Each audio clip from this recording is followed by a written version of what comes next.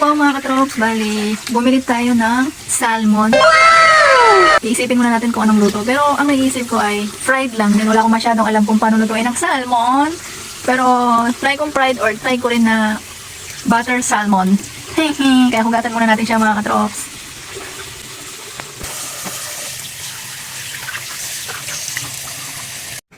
Ayan po mga katrops, nag-DIY lang po ako ng pang-coated ko sa pritong salmon mga katrops. Ready go! Hintayan bang po nilagay ko. At ito po yung salmon na ipa-fried natin. Kalahati po ipa-fried natin.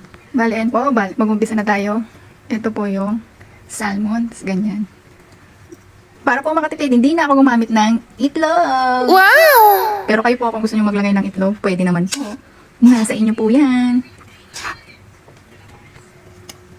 Yan, ganyan lang po. Ibalabalintad lang natin.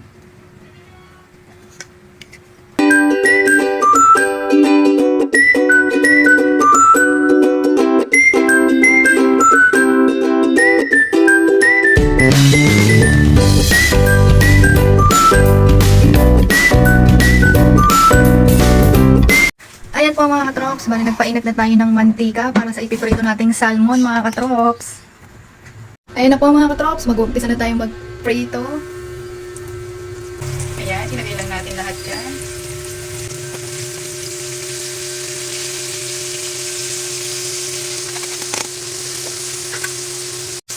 Ayan, medyo nag-brown na siya. Pero babalik na rin na natin, baka masunog.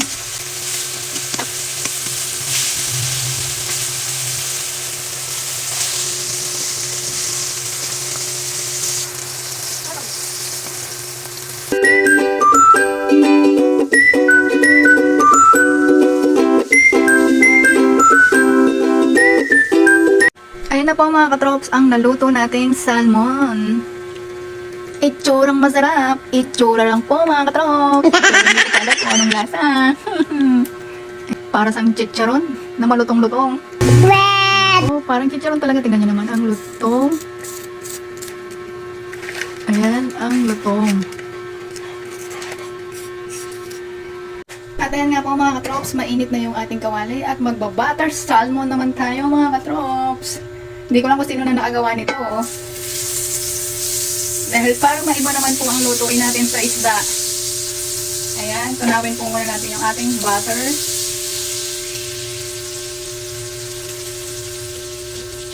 At naghiwa na po ako ng bawang kanina habang nagpiprito ako. Ito po, ilalagay ko na yung mga bawang.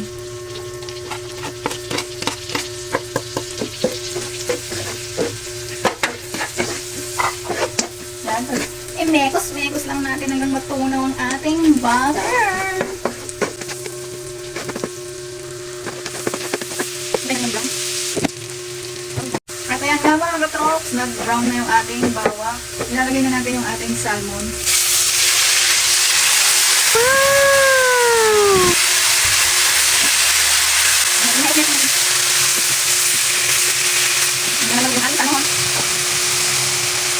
Ayan nga po mga katrops, lalagyan natin ng pampalasa. Nasa inyo po kung gaano karami ang gusto nyo, kung maalat or tama lang, or matabang. Nasa inyo po mga katrops. Pero, antiyan lang. At ayan na nga po mga katrops, luto na yung ating salmon. Kita nyo naman, malambot na po siya kaya ilalagay na po natin siya sa plato. At ayan na mga katrops, ayan na yung salmon natin. Butter salmon. Ayan.